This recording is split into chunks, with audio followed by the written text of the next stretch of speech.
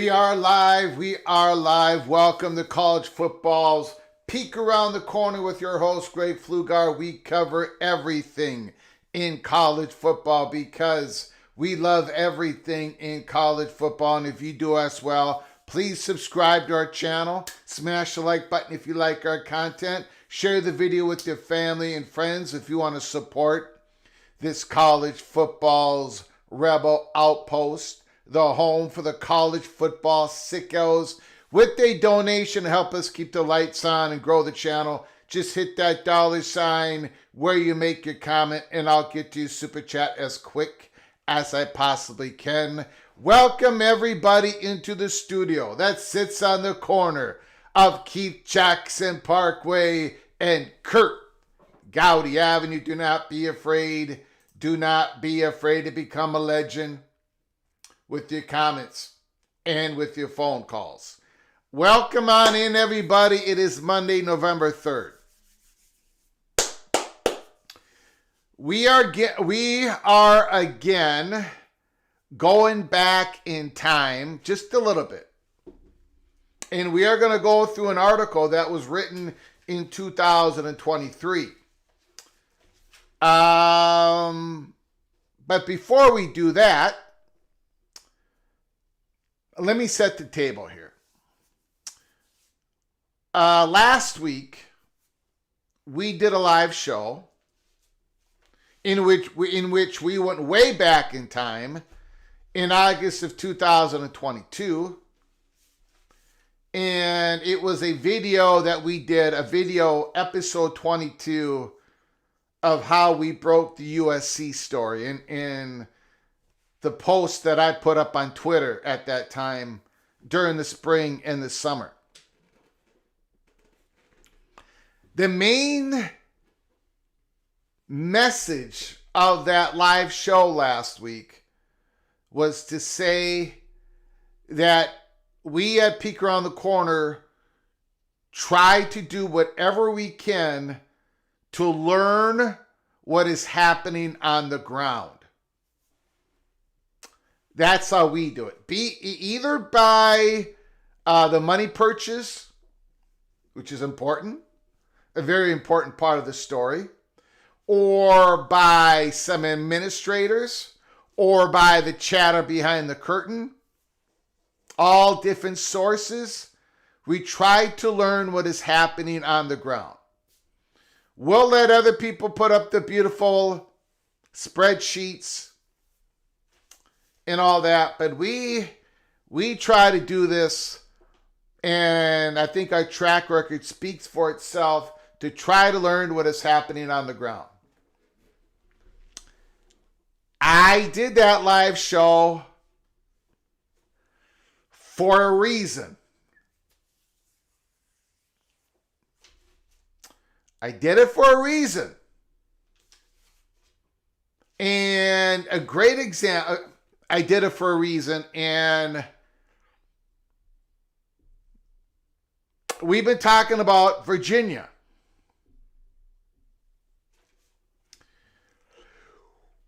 And we've been talking about, do you remember, now put a yes in the chat, if you put a Y in the chat if you remember this.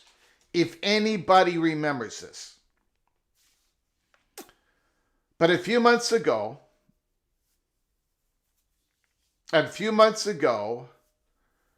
we did a live show talking about a Virginia Tech money perch. Telling us, I think we went through an email of his. I still have it. But basically the message was, a Virginia Tech money perch said a Virginia administrator that he knew, that he knows, basically the Virginia administrator was saying, boy, we don't think we're going to the Southeastern Conference. We don't think we're going to the Southeastern Conference because the Southeastern Conference is not going to be able to act quick enough. We think our shot is to go to the Big Ten. And then the Virginia Tech money perch, off of that information, basically the Virginia Tech money perches, what he said is, we basically don't have much of a shot at getting to a Power 2, but our really only shot is to tag along with Virginia to go to the Big Ten. That was his opinion. Okay.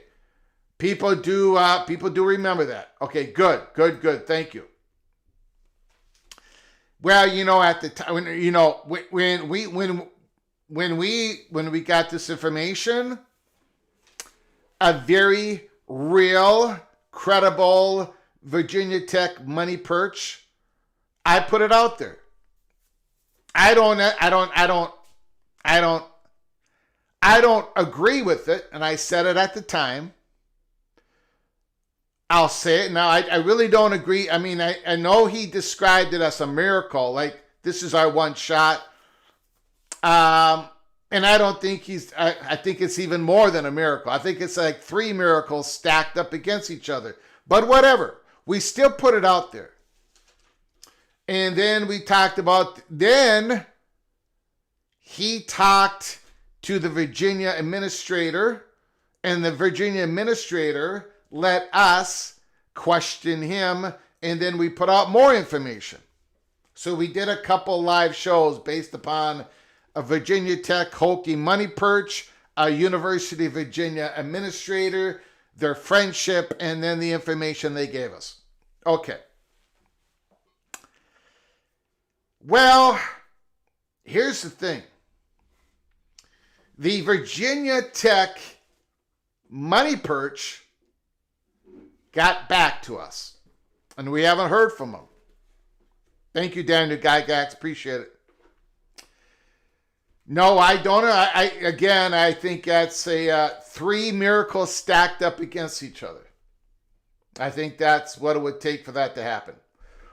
But it's a Hail Mary, yes. But he got back to us. And of course, the Virginia Tech money perch is talking from the perspective of Virginia Tech's money out there. Okay? And he's trying to come up with the best case scenario. Right? And he himself believes Virginia Tech getting to the SEC of the Big Ten is an extreme long shot, but he thinks that their only long shot is to be with Virginia to go to the Big Ten. That the Big Ten would do a double scoop in the state of Virginia once the Southeastern Conference becomes successful at taking North Carolina and most likely Clemson along with North Carolina or Duke. Okay. All right. I don't agree with it. But there's a reason why I put it out there. I don't put just things out there that I agree with. What a boring show that would be. Okay. He got back to us. And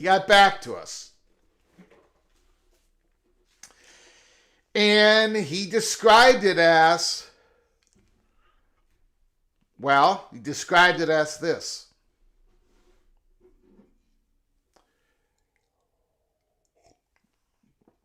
This big old long shot, as Florida man would say, a Hail Mary getting an onside kick and then a second Hail Mary.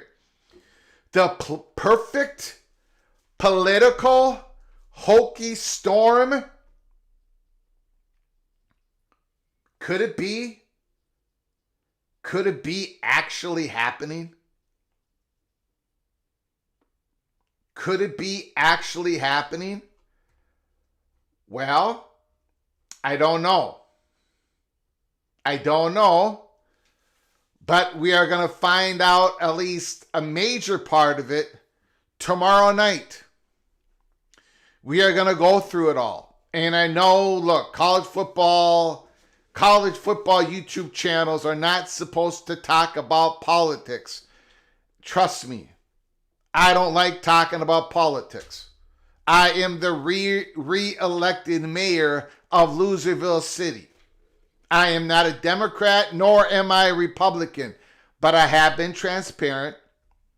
I did do polling for the Republican Party in the 1990s, but I'm no longer Republican. I'm not a Democrat. And I haven't been for quite a long time. Even right before I got married. Whatever, it doesn't matter. But I got to talk about politics when it comes to college football when politics affects college football. And politics sometimes affects conference affiliation, conference realignment. Well, it just so happens there's going to be an election tomorrow night in the state of Virginia. And this is going to affect conference affiliation, conference realignment. Nobody else is going to talk about it. Nobody else is going to touch it. Well, since college football's peek around the corner, since we tried to learn what is happening on the ground, that is how the track record that we got, since we are the most unpopular national college football YouTube channel in the country, and it's not even close for the size of our YouTube channel, we are going to talk about it. We have to talk about it. We're going to talk about it. We are going to talk about it today. Just to set you up. Tomorrow night, as you watch the college football playoffs, selection committee release their first slate of who they would have in the playoffs, the rankings. their first rankings. While that is going on, there's going to be election returns coming from the state of Virginia. And again, if it had nothing to do with possible conference affiliation, conference realignment, I would not give two hoots about the election. But there are plenty of people watching this, including the money purchase, including the Virginia Tech money purchase, that told us a couple months ago, and we did a live show on it, there was one path towards a Hokie miracle, and we may be on the doorstep of creating the boots on the ground, the environment that Hokie miracle could possibly happen. Well, let's go through that today during our live show. But first, we are going to go through the PATC college football playoff projection. We are going to start off our monologue with that, and then we're going to go into the possible, perfect political Hokie storm that is going to be happening tomorrow night. I'm doing the exact same thing that I did last year. I'm not going to try to predict. I was thinking about it. I said, no, I don't want to do it. Everyone else is doing it. I didn't do it last year. I'm not going to do it this year. I am not going to predict what the playoff committee is going to rank as their top 25. More importantly, their top 12 or top 11, and then the top G6 team. What I'm doing once again every week is I'm going to be projecting what I think the final releasement of the playoff rankings are going to be. So what I'm doing, and I really got no chance of being accurate, but I still like to do it. I'm trying to predict all the games, wins, losses, and trying to stack it up. And this is my projections for the college football playoffs, the last rankings. Okay, now, of course, it's going to change next week because not all the games are going to go the way I think they're going to go. But I just want to show you what's in my brain, Greg the Cooler's brain, for 3 weeks in a row. Greg the Cooler's brain on where we stand right now, where I think everything is going to end up. All right? All right? All right. So let's do the roll call. We're going to go through the projections, and then we're going to talk about this possible perfect political Hokie storm. Could it be? Could it really be? Ricky Tungate, thank you so much. Thank you so much for your generosity. A gifted membership to Trent Brown. Trent Brown, when you get an opportunity, please say thank you to the Mr. Hoosier, Ricky Tungate, for his incredible generosity. Once again, a gifted membership. Both of you are knighted. Both of you are knighted. Cloak and Dagger. Cloak and Dagger. Trent Brown, you can go to our library of episodes and watch all the episodes, including the members-only episodes. Early P, Cloak and Dagger. Thank you, Ricky Tungate. Thank you, Mr. Hoosier. I appreciate it. Let's do a quick roll call, and then I want to get into my projections on what the last college football rankings are going to look like. MBM is in the house. Go Pokes. Bruce Harris, Don Scruggs, Chris G. Chief Hokie here. All right.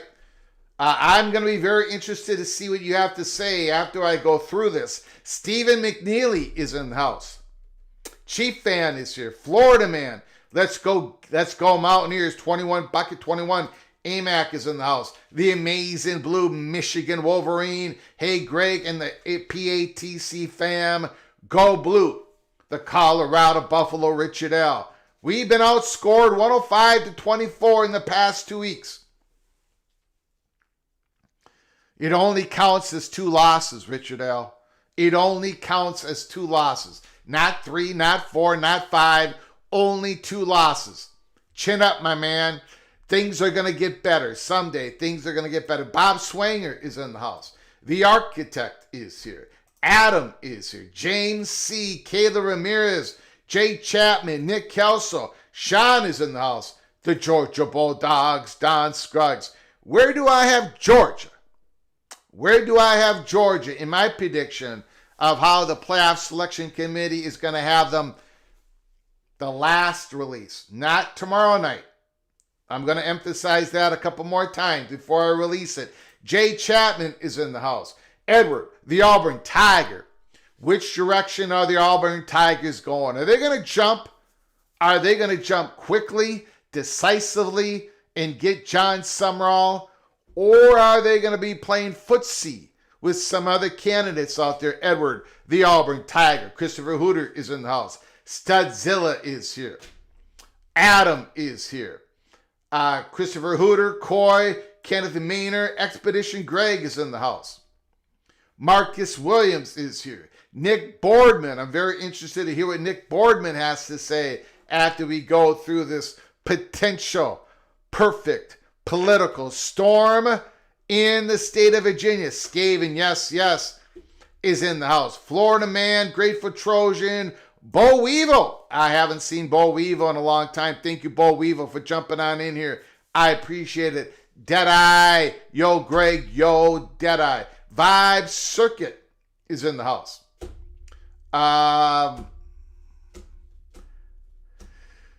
Who else is here?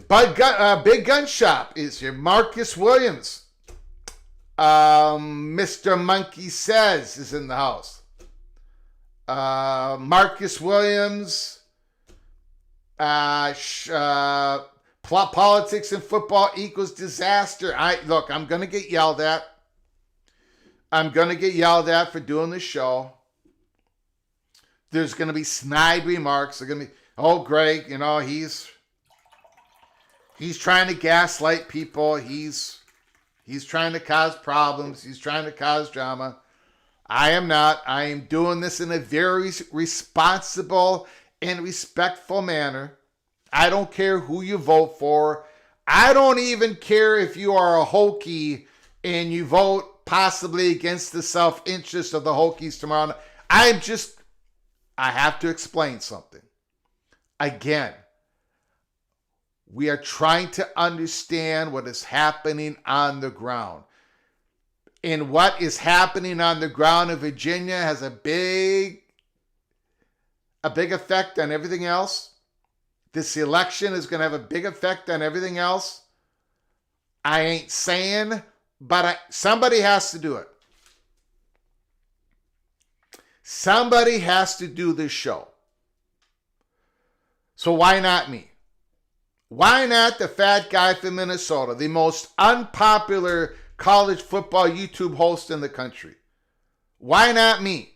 Let everybody else have a clean jersey, while the fat guy from Minnesota never got off the bench, never pinched hit, never pinched run, but yet when he went into the clubhouse after the game, his jersey was all dirt and mud. Why was that? Old Army is in the house. Dante's Inferno Purgatory is here. Rico is in the. You're not late. We haven't done anything yet. Ryan Willie is in the house. Movie Time Blues is here. Love Sports is here. Adam. John Teal's Super Chat.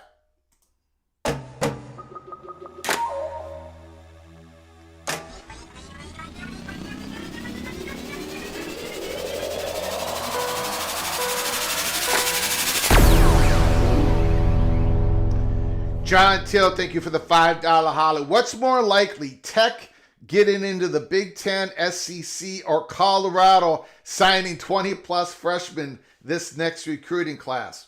Prime seems stubborn, so I will bet Tech. Probably a long shot for either one. What is more likely? I don't know. I don't know what Colorado's numbers is right now for commitments for the 2026 class. So I'm going to take a pass on that. But both of them are probably unlikely. Thank you, John Till. Thank you for the $5 holla. Thank you for your generosity once again, John Till. Thank you very much. Thank you very much. We've got another super chat.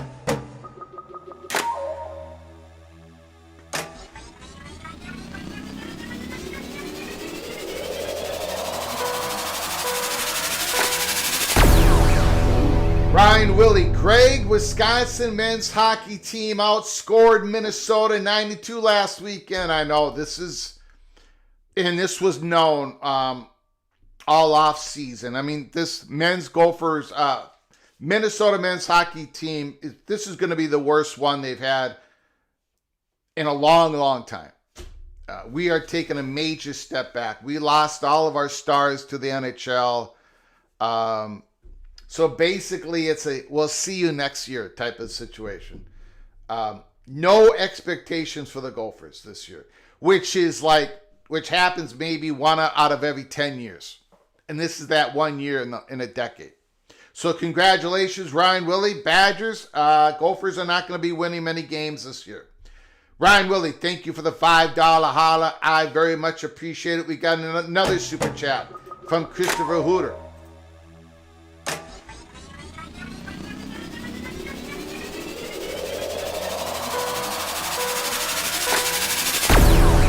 Politics and college football have a long history together. Yes, they do.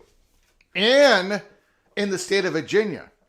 And we'll talk about a little bit of that, how Virginia was able to get Virginia Tech into the ACC back in 2004, 2003, 2005, something like that. Thank you, Christopher Hooter. Thank you for the $2 holla. I very much appreciate it. Steele Austin, thanks for coming on in. John Hatfield. Mountaineer Memes. Appreciate it. Yes, Governor Mark Warner. Yep. Al Bundy, thank you for coming on in. Appreciate it. Okay, guys, let's get into it. Let's first, we've got two things we're going to talk about. The PATC, Peek Around the Corners, first released of the college football playoff projections. Not the prediction of what is going to be released tomorrow night, but our predictions of how it's all going to end up.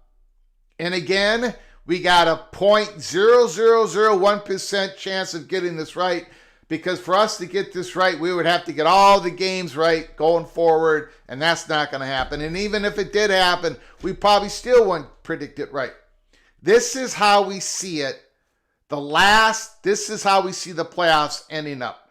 Okay? All right? So, in the chat room, tell me how I got it wrong, because there's going to be a lot of examples how I got it wrong. Call me up. Do a super chat. I'll get to your comment as quick as I can. Call me up on the phone calls later in the show. Let me know how wrong I got it. But let me show you guys what we've got here as our PATC college football playoff projection for November 3rd of 2025. This is not our prediction of what is going to be released tomorrow night. This is our projection of what it's all going to end up being. All right? Okay? Let's fix this. I can't stick around for this. Wish I could. I'm a Virginia grad, and I don't think they would jump on a grenade for Virginia Tech. Let's fix this. Come back and watch this later tonight or tomorrow, whenever you can. All right? I appreciate you coming on in.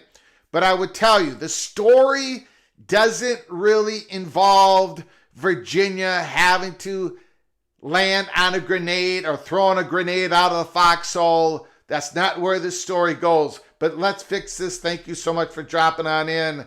Come back. Come back and watch it later on. Okay. All right. Dave Alinsky, Mr. Gopher. I will get to you super chat as quick as I can here once we go through the projections. I appreciate your generosity, Mr. Golden Gopher Valinsky. Now, all right, let me take this one at a time here. Let's do this.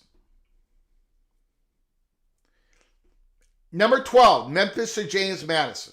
Now, Memphis, the American. Right now, they got a little bit of an inside track, but it could end up being, man, oh man, it could end up being South Florida. It could end up being North Texas. It could end up being East Carolina. Memphis has an inside track. However, Memphis has a bad loss. They have a bad loss, ladies and gentlemen.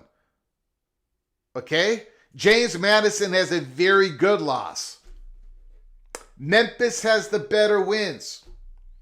We're giving Memphis the advantage over James Madison.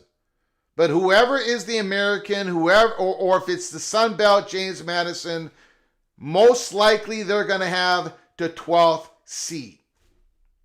Okay? Right now we got Memphis a little bit ahead of James Madison. You can throw a couple more American teams in there. But it's an American team or James Madison for the G5, number 12 seed. Number 11, Duke. I've got Duke projected, and of course, this easily could be wrong, but we've got Duke projected as finishing 10-3 and the ACC champion, and we think they're going to get a nod above Memphis or James Madison. We think Duke is going to finish the 11th seed. Now, of course, it might not be Duke, right? It could be Georgia Tech. It could be Pittsburgh. It could be Louisville. I don't have Louisville in this because Isaac Brown is injured. The great running back.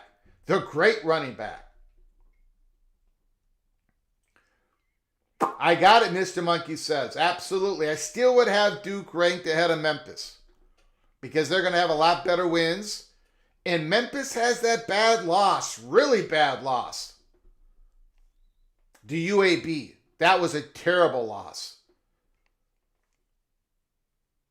So we still got Duke ahead of the American or the Sun Belt.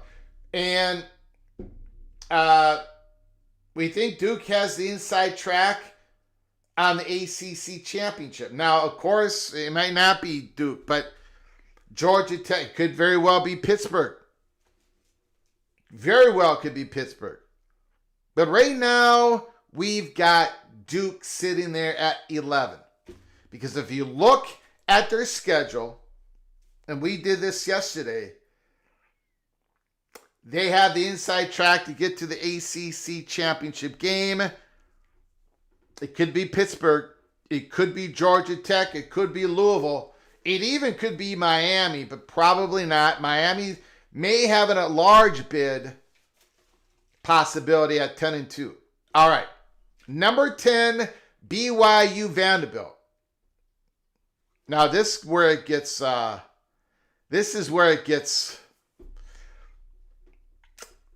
okay. If Vanderbilt finishes, BYU, let's take BYU. Right now I've got BYU projected as finishing 11-2. Both of their losses to Virginia Tech. All right? That is a really good, very good season for BYU. And I think they make it in as the 10th seed. I don't quite have them over the 9th seed. Oregon is one of the most complicated teams in this projection. I have BYU making it in as 11-2. Sean Smith. So everyone's assuming Duke beats UVA. I would not be shocked if Duke lost to UVA. UVA could be in that number 11th seed. UVA, if they go 11-1, they're most likely going to be the 10th seed or the 9th seed. But I have Duke beating Virginia. So, okay. Vanderbilt, if they go 10-2, if they win the last 3 games and they beat an 8-3 at the time Tennessee Volunteers on the road in Knoxville. Does Vanderbilt get that spot above BYU? Does a 10-2 Vanderbilt get it over 11-2 BYU? If Vanderbilt beats Tennessee, because I'm about 60-40 on that game, Commodores 60, Volunteers 40, I have BYU as the slight favorite to beat the 10th seed, to become the 10th seed at 11-2. I'm just explaining my philosophy here. I guarantee you this is all going to blow up after this Saturday, obviously. Buck Wargo, BYU won't make it with 2 losses. You might be correct.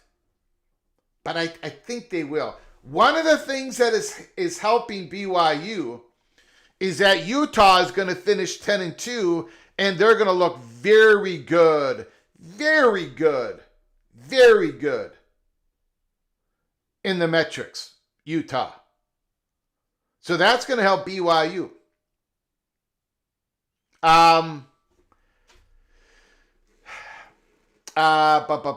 Chris G, hate to say it, Greg, UVA has an inside track for the ACC right now. Yes, but I had Duke beating them. I have Duke beating Virginia. Now, obviously, Virginia could very easily beat Duke, and that's why I have Duke instead of Virginia. But I agree with you. I mean, Virginia could win it. Pittsburgh could win it. Georgia Tech could win it. I just have Duke right now.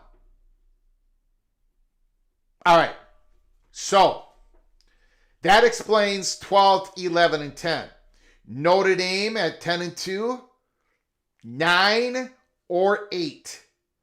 I don't think they can get the 7th spot, the 6th spot, the 5th spot. I don't think that's going to be there for them. Possibly the 8th spot. And what is confusing about this is Oregon. Is Oregon going to be 11-1, or are they going to be 10-2? And if Oregon is 10-2, where do they end up? If Oregon is 11-1, where do they end up? Listen now.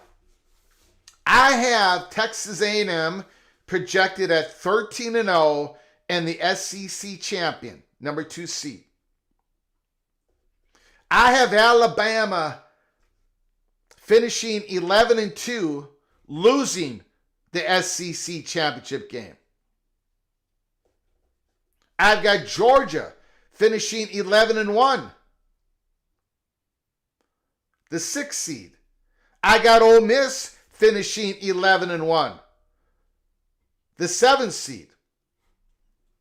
So if Oregon finishes 11-1, in the last 4 games they play, the teams are 24-8. Washington, USC, Iowa, Minnesota. Maybe but I don't, man.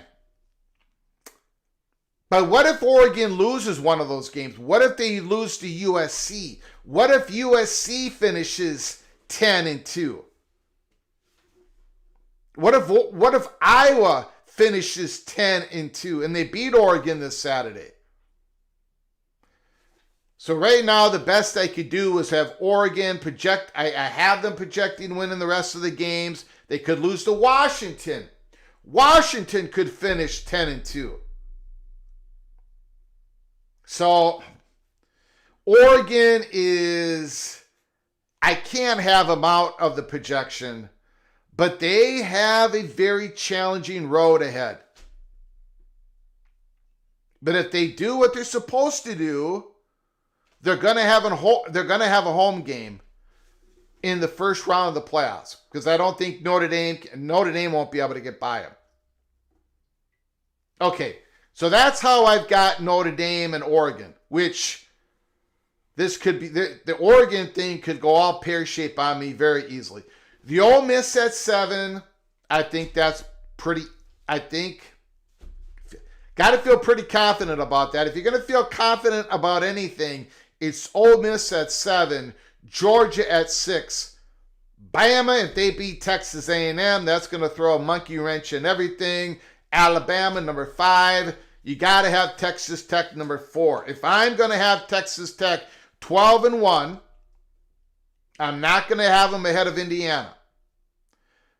Texas Tech lost to Arizona State. I've got Indiana losing to the Buckeyes in the championship game. So I got to have Texas Tech number 4, Indiana number 3, Texas A&M, the SEC champion, number 2, and the Ohio State Buckeyes, the champions, at number 1. John Hatfield, Oregon hasn't beat anyone. But they've got their next 4 games are teams that are combined 24-8. So, again, if Oregon goes 11-1, you're not, the old they haven't beat anyone isn't going to be a part of Oregon's resume. All right, so those are my PATC college football playoff projections. Not for what's going to happen tomorrow night, but what is going to happen at the very end, the last seedings of the college football playoff selection. Let me know where you think I got it right, where I got it wrong. All right, but I'm going to be doing this every Monday. Every Monday. We'll see what happens. Okay, let me get to a super chat here. Thank you, Dave Valensky, so very much. I appreciate it.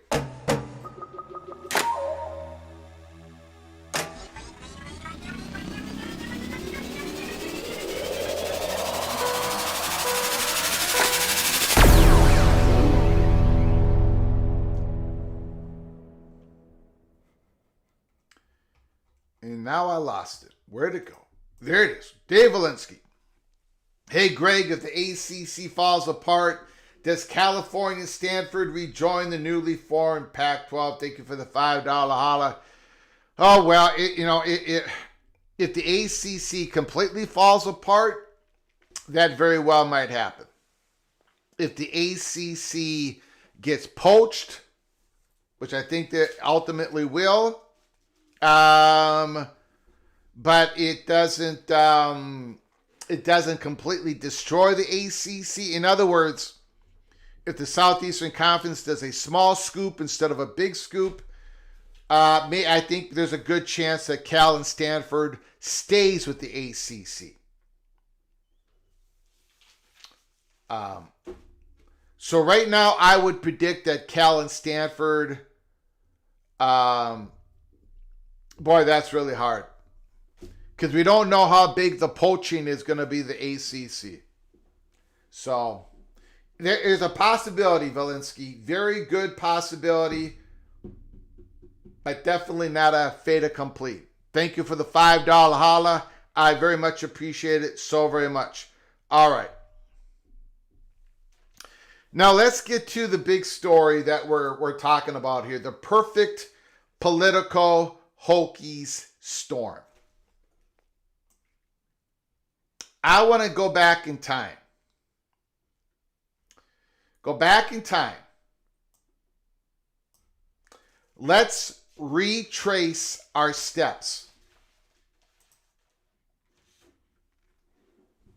The Attorney General, Yaris, warns that Virginia Tech in Virginia should not do anything to hurt the other in conference realignment. Dwayne Yancey, July 24th, 2023. Now, at the time, Attorney General Yaris was the Attorney General of the state of Virginia, elected in 2021. Okay? A Republican. When Youngkin won the governorship, Yaris came in and won the Attorney General spot in the state of Virginia. We're going to go back and read this. Okay, we're going to go back and read some of this article. A previous Virginia Attorney General went to the court on behalf of Virginia Tech, over realignment. Now again, this is back July 24th, 2023. 2023. Not today. 2 years ago. Geography now seems something of an afterthought. Instead, the primary driver behind a lot of these conference changes is money, specifically in the form of TV revenues. College sports at the Division I level has involved the so-called Power 5 conferences, but increasingly we're seeing two of those conferences, the Big Ten and the SEC, pull away from the others in terms of TV dollars. The Big Ten has a TV deal that will pay each school $80 million to $100 million. The SEC will pay each school about $70 million. By contrast, the Atlantic Coast Conference, which Virginia Tech and the University of Virginia are members, are locked into the deal that pays each school about $30.6 million. This article was written again before the unequal revenue sharing plan of the ACC took off, right? You don't have to be a math major to see there's a big difference there. That's created some unease among some ACC members. 7 of them, Clemson, Florida State, Miami, North Carolina State, Virginia, and Virginia Tech, have been meeting to explore their options. Remember, Brett McMurphy coined them the Magnificent Seven. The ACC responded by promising to rejigger the way it distributes that money to give more money to the more athletically successful schools, but it seems difficult enough that the top schools are getting the Big Ten type of money and the SEC level money. That has set in motion an internet full of speculation about which schools might go where if they are somehow able to wriggle free from the ACC grant of rights that binds the schools together until 2036. One of the more popular scenarios is Virginia going to the Big Ten, with others sending Virginia Tech to the SEC. I discussed a lot of these possibilities in a previous column. The nightmare scenario for Virginia Tech fans would be that Virginia Tech goes to the Big Ten or the SEC, while Tech is left out because their conference might want the other schools instead. I offer up this context. Again, this article was written July 24th, 2023. I offer up this context for the curious phone call I received Friday afternoon from Attorney General Jason Yares. I had contacted the Attorney General's office last month to see if he had anything to say about all this, and was told by a spokesperson that it was too soon to comment. But the Attorney General is a big college sports fan, and should something happen, I'll let you know. Attorney General Jason Yares, who was elected in 2021 a Republican, along with Youngkin, the governor, is a big college sports fan. Has something happened behind the scenes? I don't know. But Yares definitely wanted to talk about the college sports realignment. I've been around politics long enough to know when a politician is trying to send a message, and I got the clear sense that Yares wanted to send a message. I'm not quite sure who needs to hear it, but here it is. Again,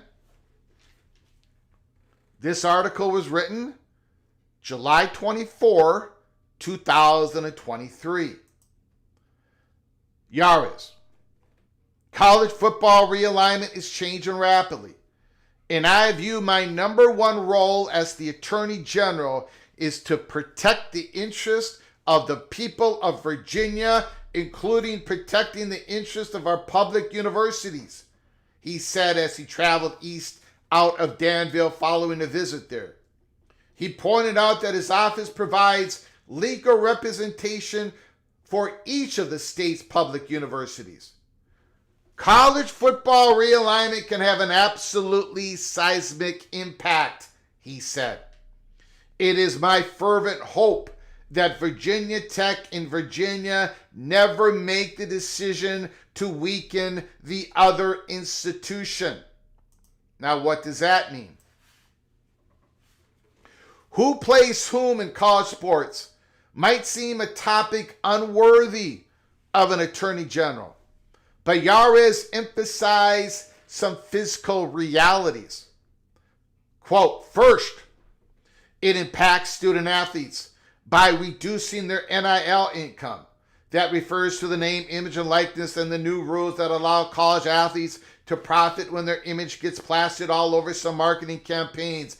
I'm no lawyer, but I can see how some student athlete might feel their earning potential was reduced because an athletic conference fell apart and their school wound up with some lesser market affiliation. Is that actionable? We've probably seen legal action for less, right? Yares went on to note that both Virginia and Virginia Tech have athletic departments that generate large amounts of revenue, some of which helps benefit the academic portions of those universities. If that revenue got reduced, that would have a negative impact on all students, Yares said. Obviously, if one of these schools wound up in a smaller or less profitable conference, not only does that cost student athletes NIL money, but also students and potentially the state, he said. Again, this is the author of this article. In 2023, I'm no lawyer, but my political reading of this is Yares is sending a clear signal. Neither Virginia nor Virginia Tech should do anything that jeopardizes the other. There's no sign, again, 2023, there's no sign, at least in public, that they are working at cross purposes.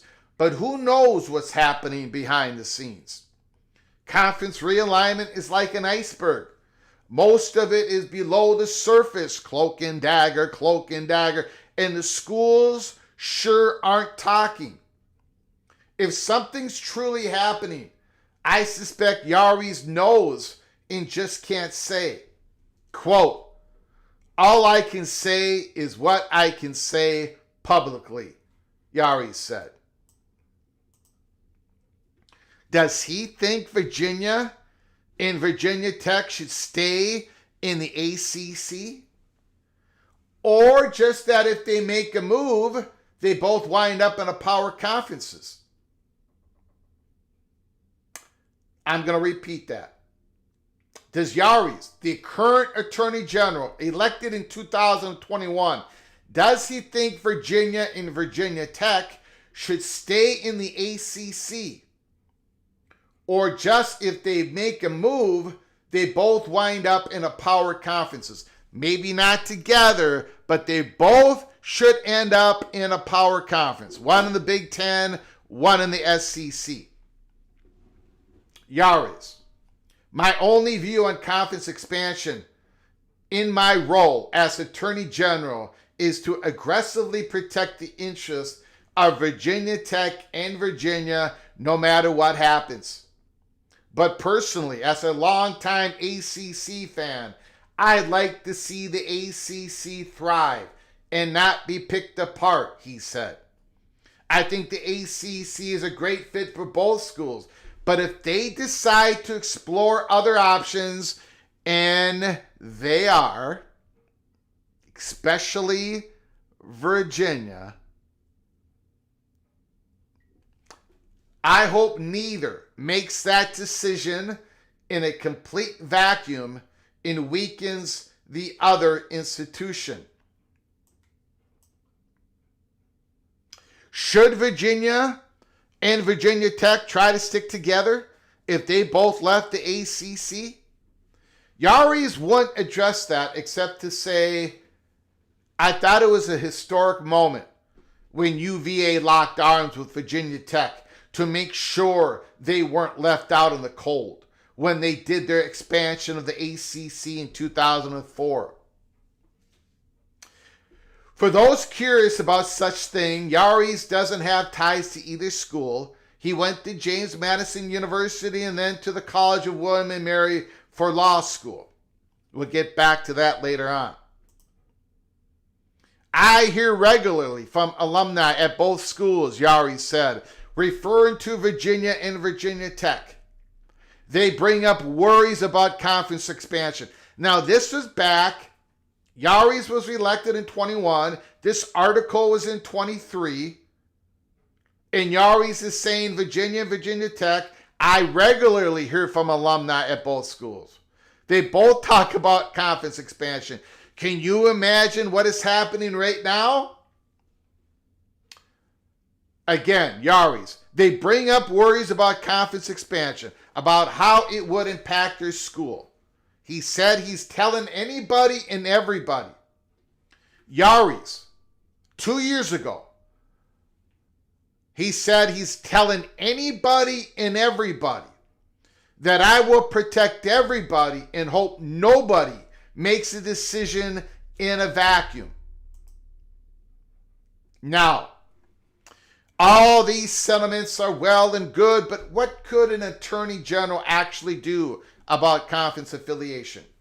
More than you might realize. First, as Yaris pointed out, his office acts as a lawyer for state schools. Second, attorneys general have been known to sue. In 2020, Ohio Attorney General Dave Yost said that Ohio State had a legal bias to sue the Big Ten if the conference canceled the football season over COVID concerns. That year, Nebraska Attorney General Douglas Peterson, unhappy that the college football season had been delayed by COVID, sent a sternly worded letter to the NCAA informing the governing body of college sports that it was in a violation of several state laws and could be subject to civil fines.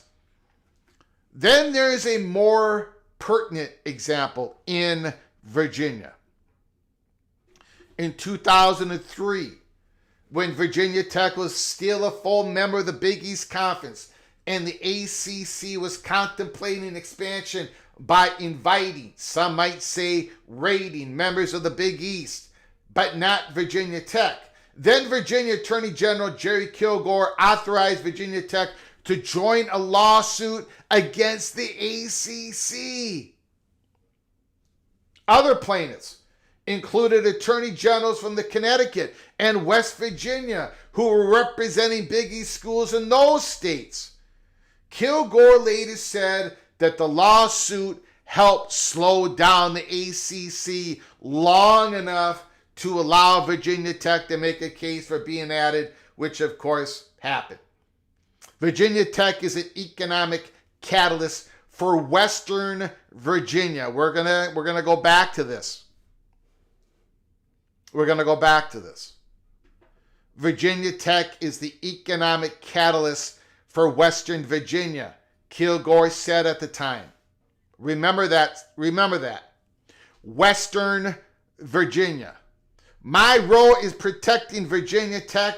In a news coverage at the time, Kilgore often got equal billing with then Governor Mark Warner for helping engineer Tech's entry into the ACC. And finally, in this article of 2023, pronounced Miyares. I thought the MI was silent. Miyares? Okay, I'll call him Miyares, but I thought the MI was silent. I thought it was just Yaris. All right. Working in Kilgore's office at the time was an intern from Virginia Beach. His name was Jason Miyares, I guess. I thought it was Yaris. I remember it quite well, Miyares told me. 2 decades later, that former intern might have a chance to put those lessons to work, perhaps through his statements above, he already is. Okay. So what does all that mean? Let me get to the super chats. Let me get to the very generous memberships. Bill G, thank you so very much. Wow, 5 gifted memberships. We're going to get to what we have set the table, and now we're going to get to the story. All right? Everybody hold on. Hold on. Bill G, 5 gifted memberships. Edward Kennedy, Braska Rascal. David Sabanash, Lewis, the legendary Lewis, the Duke Blue Devil Lewis, and Jeff Watson. You've all been gifted a membership by the incredible, generous Bill G. When you get an opportunity, please say thank you to Bill G for his generosity. All of you are knighted. All of you are officially knighted. Cloak and Dagger, welcome to the family. PATC, thank you, Bill G. I appreciate it. All right. So what does this all mean? Let me make sure I haven't missed anybody else. I'm sure I have, and I apologize. Jimmy Austin, I'm sorry, Jimmy. Thank you for the gifted membership. Let me see if I can figure out who got your great, I can't. I'm sorry, Jimmy. Whoever got Jimmy's gifted membership, please say thank you to Jimmy in the chat room. Jimmy and whoever received it, both of you are knighted, Cloak and Dagger. Thank you, Jimmy. I appreciate it. I'm sorry I did not see it, did not get to it. Sometimes when I'm reading these articles and making comments about it, I kind of lose track of what's going on in the chat room. My apologies, Jimmy. Thank you, guys. I appreciate it. Let me just go quickly thank people who've donated. Ricky Tungate, Jimmy Austin, John Teal, Ryan Willie, Christopher Hooter, Dave Valensky, Bill G. Thank you, guys, so very much. Thank you. Okay. What does this all mean? Where are we going with this? You might be asking.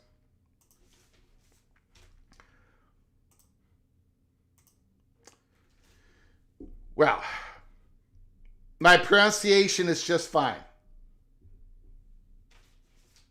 Your show, Greg, here in Central Virginia keeps showing Spanburger commercials.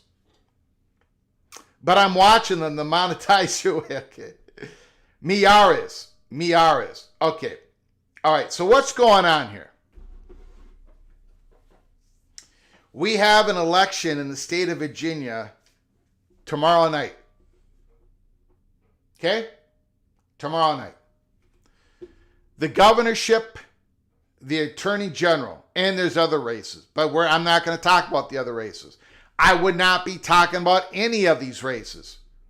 No offense to Virginia or any other 49 states in the union.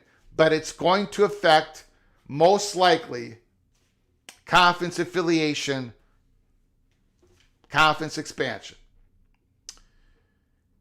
We've been talking about, we've done a few live shows, we've done a lot of live shows on this, but a couple lately about this 5-month window that the Southeastern Conference has to expand their conference that includes Virginia.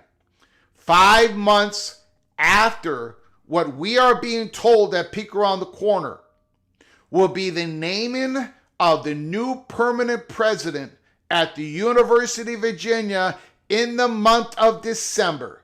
We were told that. Is it going to happen? Well, it's not October anymore. Is it going to happen this month? Is it going to happen in January? We were told December. After the permanent president is in office, put in there by the 24-member Board of Visitors at the University of Virginia, the Southeastern Conference is going to have a 5-month window in which they can move to the Southeastern Conference with less political hardship. After that 5-month window, it is going to become more and more and more difficult for Virginia to move to the Southeastern Conference. There's lots of reasons why the SEC hasn't pulled the trigger. You don't know what the college football playoff format is going to look like. There has been all these issues trying to codify The Southeastern Conference needs the ACC Conference to support what's trying to go on in Congress. Nothing is done. Nothing is settled. Nothing is imminent. The Southeastern Conference has not been able to move on any of this, and neither has the Big Ten. But that window is going to be closing and closing and closing, starting in January. And then if you get past June 1st of next year, that door basically shuts politically. If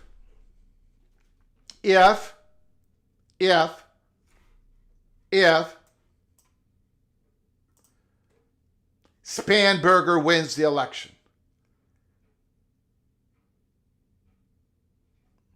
Spanberger is the Democrat candidate for governorship of Virginia. And she would have the power to nominate, to put in new members of the Board of Visitors. It wouldn't be all at once.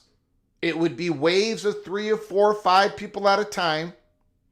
But the Board of Visitors, just like when Youngkin came in as governor for 2021, the Republican who won the governorship of Virginia, who changed the Board of Visitors around, Spanberger would do it again, but in the opposite direction.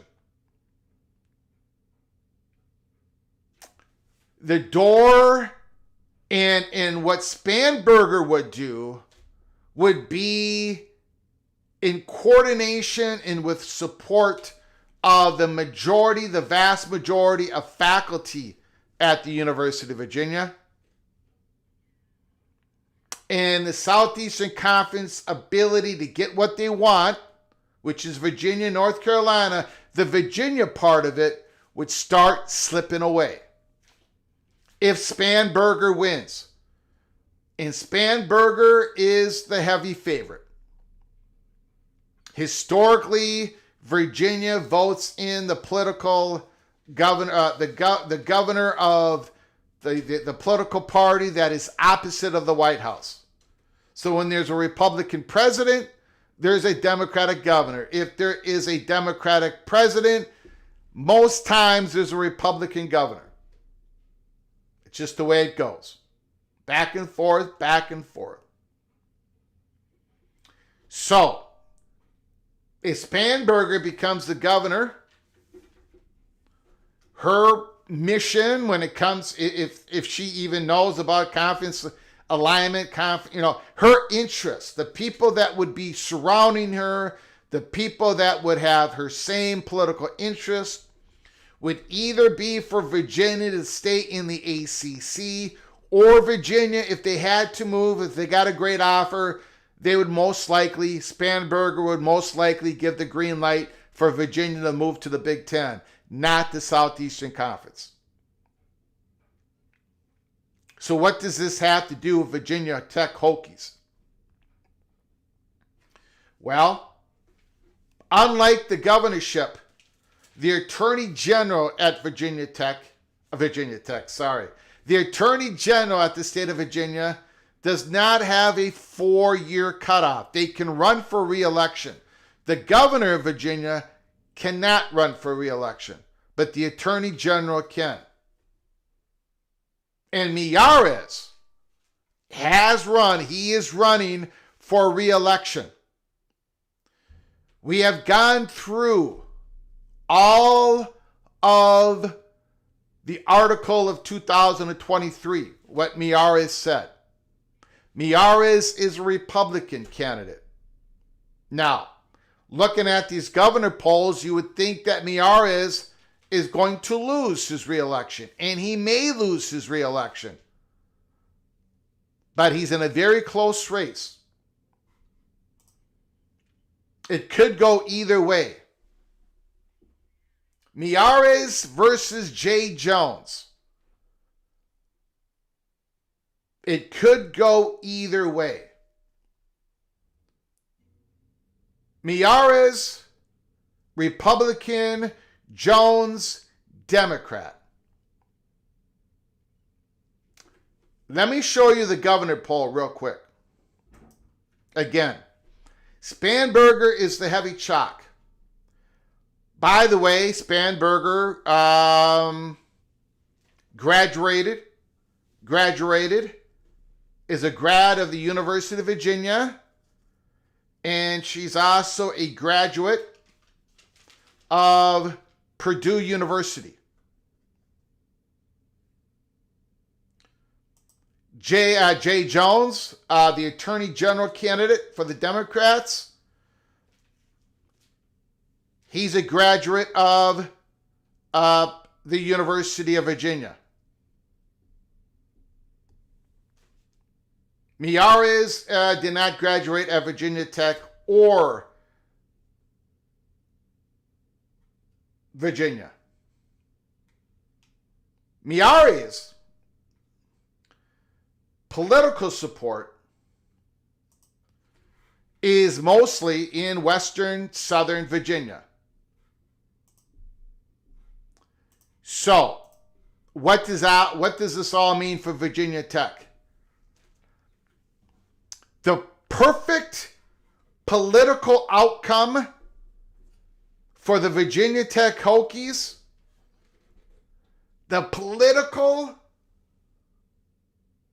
perfect political outcome for tomorrow night is a split ticket, is Miyares for Attorney General and Spanberger for governor.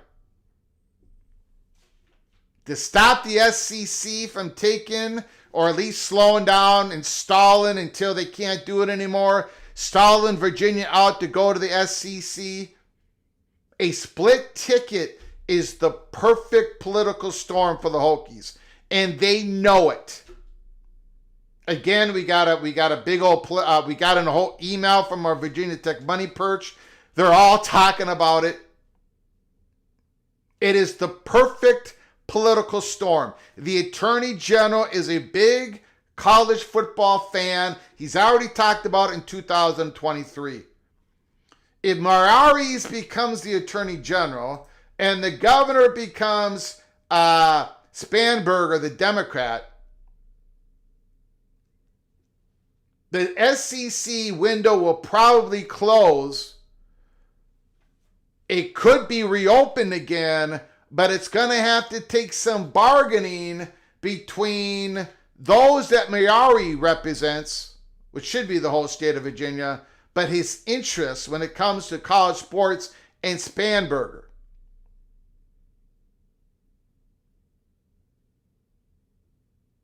The split ticket result is the best result that Virginia Tech could hope for.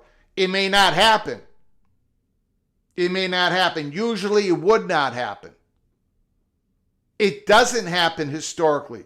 In these off-year governorship elections in the state of Virginia and New Jersey, usually one party sweeps. But this time it may not happen. Virginia Tech may get, and I'm kind of being, I'm being a little bit of a simpleton here, just to cut through all of it. Virginia Tech might get their interest stayed, might keep their interest in with the Attorney General, while the Big Ten has their interest in the Virginia governor. Hopefully everybody understands that. This is a way for Virginia Tech to be able to slow things down and be able to bargain. If Virginia is wanted by the Big Ten, well, they're going to have to, the Attorney General is going to be a major, major hurdle for the Big Ten. And if the Southeastern Conference comes at Virginia in that smaller window of time, and if there ain't that Virginia, if Jay Jones is not the Attorney General, Miyares is, Miyares can do the same thing to the SEC. A split ticket Attorney General Republican, Governor Democrat is the perfect outcome for Virginia Tech. Now, if Jay Jones wins, along with Spanberger, then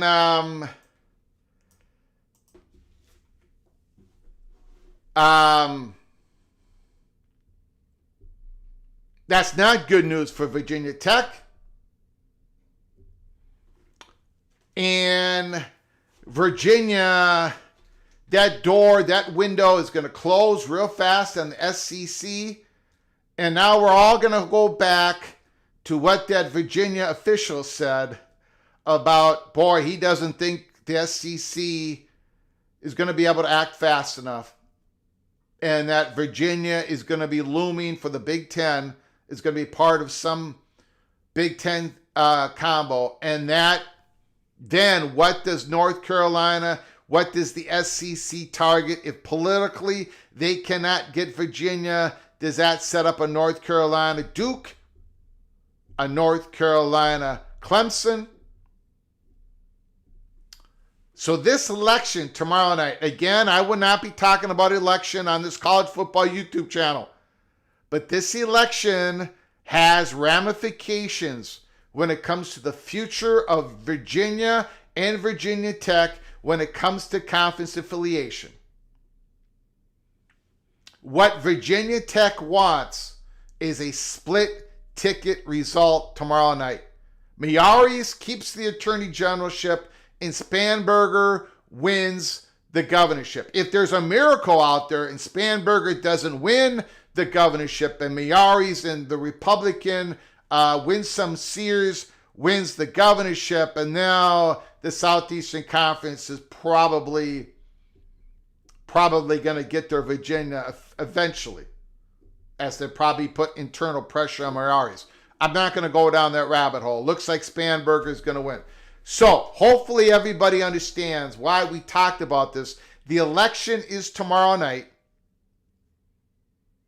The election is tomorrow night. After tomorrow night, we can make all this more simple, but it's going to have major ramification on what is going to happen in the next 4 years, because the state of Virginia is a major part of what is going to happen eventually. The ACC staying together, what North Carolina is going to do. The state of Virginia is a major part of this. Yes, they don't have the football brand of Clemson and Florida State. We all know that. They don't have, Georgia Tech and Miami. But Virginia, the state of Virginia, is going to have major ramifications. Just like it did back in 2004, it's going to be big time in 26, 27, 28. Who's the governor? Who's the attorney general? And who is sitting in the board of visitors? Because who is sitting now in the board of visitors is completely going to change. If and when it looks like Spanberger, the Democrat's going to win, the board of visitors is going to change mightily. And that is going to close the door on the SEC. Dante's Inferno Purgatory, split ticket. Spanberger wins, Jay Jones lose. That is the perfect Virginia Tech Hokie outcome. That's why we're covering this right now. That's why we're covering this right now. I know it's uncomfortable for many, but this is college football peek around the corner. Okay? This is what we're trying to give you, the peek around the corner here. This is going to have major impact. What happens tomorrow night? There's a lot of bigger issues. I know economic, environment, immigration, education. I get it, guys, but this is a college football YouTube channel. I'm only talking about conference affiliation, conference expansion. And yes, this current attorney general is running for re-election. And yes, this attorney general has sat down and talked with people. He's a major college sports fan. He does not want Virginia and Virginia Tech to be making decisions in a vacuum. Jay Jones, Spanberger, both Democrats, both went to the both graduated at the University of Virginia. If they both win their elections tomorrow night, are they politically tied to Western Virginia, to the Virginia Tech Hokies' interests? Somewhat, of course they are. They're the governor and the attorney general, but not in the same manner if Miyares is the attorney general. And again, I have said it for how many years? Well, ever since we did this YouTube show, I have said that the Southeastern Conference has the edge when it comes to getting North Carolina and Virginia. They have the edge. They have the edge. But I kept saying the door's not closed to the Big Ten. Door's not closed to the Big Ten. Door's not closed on Florida State. Nothing is settled. Nothing is done, right? I've said that 1,000 times. Nothing is imminent. This election is going to have a major impact. It might start tilting the other way when it comes to the Virginia Cavaliers.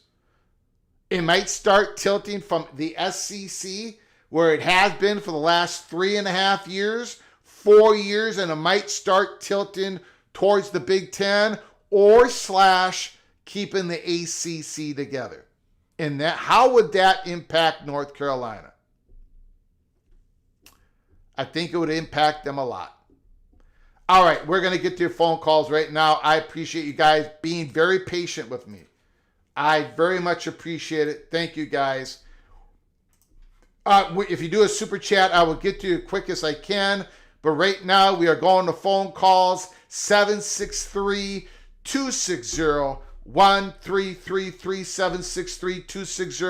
763-260-1333. The lines are open.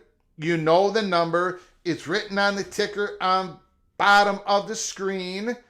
And again, we also, if you want to call in, talk about our projections, what it's going to look like. Not tomorrow night, but the last release, the last rankings of the College Football Playoff Selection Committee. This is how we have it projected. Number 12, Memphis or James Madison. Number 11, Duke. Yeah, Pittsburgh could be there. Yep. Georgia Tech could be there. Yep.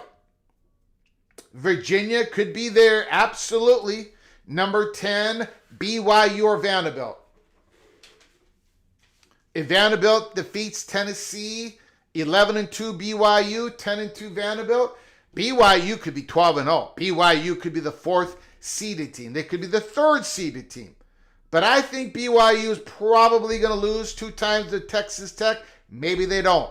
But right now, we got BYU, Vanderbilt at number 10, Notre Dame at 9, Oregon at 8, Ole Miss 7, Georgia 6, Bama 5, Texas Tech 4, Indiana 3, Texas A&M 2, and Ohio State 1. This is how we think it's all going to end up.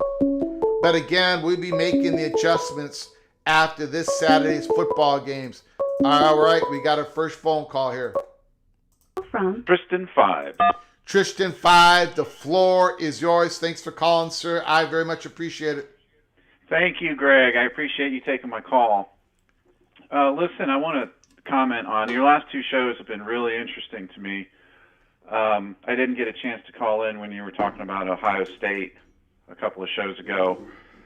One of the things that you said was that the Magnificent Seven, correct me if I'm wrong, I'm paraphrasing, right? But the Magnificent Seven was 7 because there was a built-in assumption that wherever North Carolina and Virginia went, Georgia Tech would also be along with them.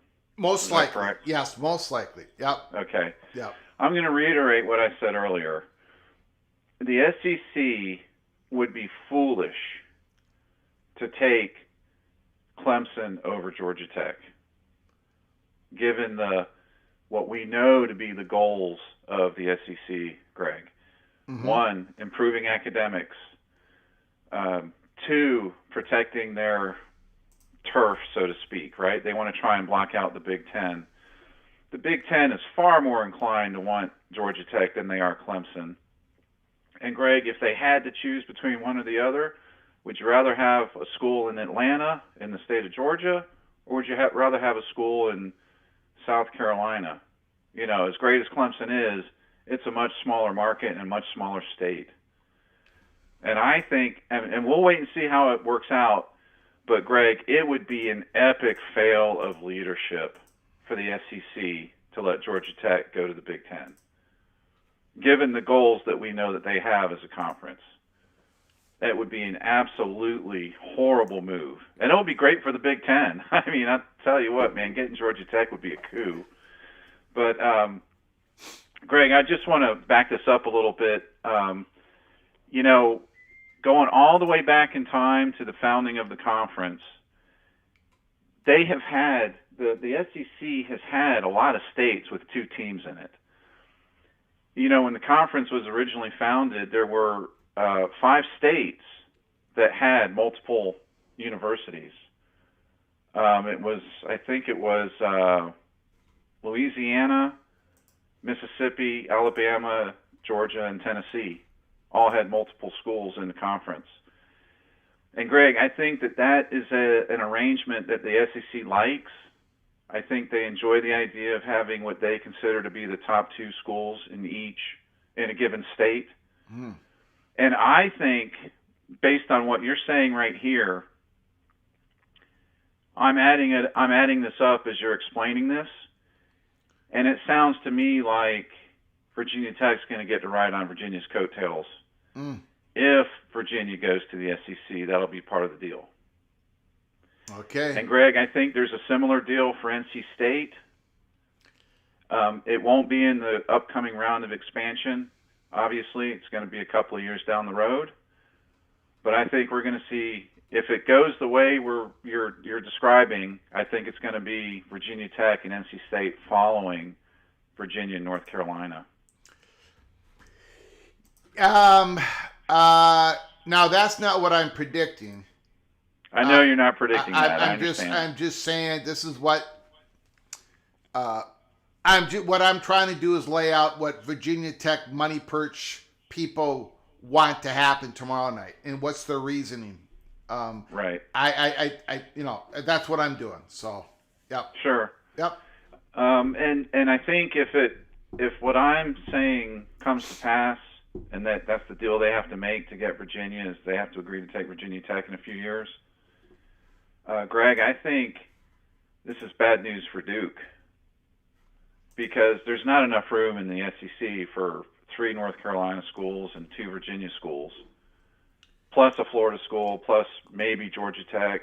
There's just not enough space for there's not enough spots.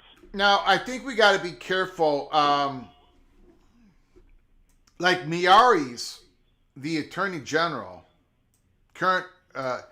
he wasn't saying that both Virginia and Virginia Tech would need to go to the same conference. Well, right, I know. He's making it so that they both should end up in the P2. Yes. So it doesn't necessarily, he's not right. He's not saying that he would be against one going to one going to the other. I just wanted to clear that up. Yeah. Yeah, no, that's a great point, Greg. But I think we've also talked about this scenario too, and that is that if the goal of the SEC is to block out the Big Ten, I think we all understand that's what they're trying to do. Mm-hmm. Getting North Carolina and Virginia is the way to go, because what are the odds that the Big Ten is going to swallow its pride and say, okay, let's take Virginia Tech and NC State, or let's say Virginia Tech and Duke. That's a bitter pill, I think, for the Big Ten. They're the academic conference, Greg. They're the ones that's supposed to have the superior academics, and it would be hard for them to take a school like Virginia Tech. As fine as it is, it's a great school, but let's be honest, UVA is the public ivy in that state, right? So I think that's a legitimate strategy that might work. If they succeed in getting North Carolina and Virginia, the Big Ten might not have the fortitude to take a Virginia Tech. And if they're smart, Greg, they'll leave Clemson for later and take Georgia Tech first, along with, if they get North Carolina and Virginia, they should be taking Georgia Tech as well. That would be the smart play. But hey, they may not have enough brains. They might not be as smart as I am. and they may go ahead and take Clemson over Georgia Tech. But Greg, one other point. You know that agreement that Florida State and Clemson have with the ACC, it was the negotiated settlement with those lawsuits. Greg, that agreement is designed, in my opinion, to let a school like a Florida State or a Clemson linger in the ACC without it being too painful. That is an agreement that lets a school hang out there for another 4 or 5 years and do okay financially, and then latch on to the P2 right at the very tail end of the whole thing. Mm-hmm. I think that agreement was built that way on purpose, obviously, and I think it was done that way with the understanding that a Florida State or a Clemson or maybe even a Miami might have to wait that long before they catch on to the P2. And that's the reason it was structured that way. So I just wanted to throw out my 2 cents, let you comment on it, and that's all I had for you. You got it, buddy. Appreciate it. Great call, Tristan. Thanks, Greg. Catch you later. Beautiful. Bye-bye. Great call.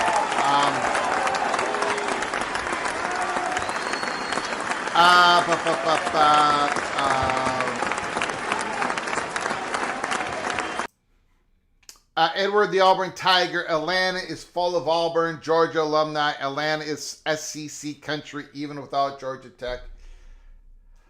I would agree.